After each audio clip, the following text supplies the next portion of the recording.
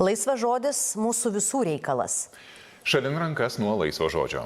LRT eteryje laida Labadiena Lietuva ir aš Guoda Pečiulytė. Aš Marijus Žiedas. Kaip jau supratote, žurnalistų ir kultūros bendruomenė konstatuoja, valdantieji neišgirdo, todėl atnaujina protestus dėl LRT įstatymo pataisų.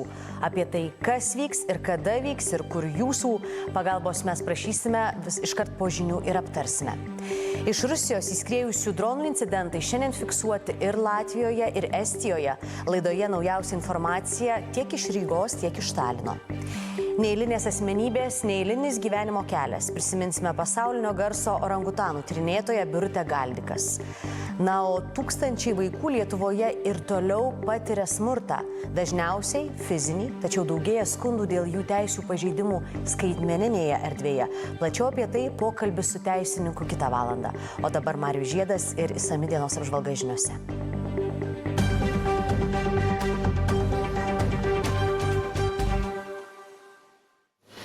Šią naktį į Latvijos oro erdvę įskrido 2 bepiločiai iš Rusijos ir Baltarusijos, kurių vienas sprogo, kitas, praskridęs palei Baltarusijos sieną, išskrido į Rusiją.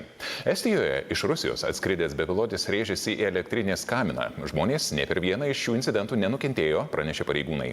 Latvijos prezidentas Edgaras Rinkevičius pareiškė, kad įskridęs ir sprogęs bepilotis buvo Ukrainos dronas, tikriausiai paleistas per koordinuotą operaciją prieš Rusijos taikinius. Latvijos gynybos ministerija informavo, kad karinės oro pajėgos 2 valandą 19 minučių užfiksavo droną, kirtusi Latvijos sieną iš Rusijos pusės. Pranešama, kad žmonės nenukentėjo, civilinė infrastruktūra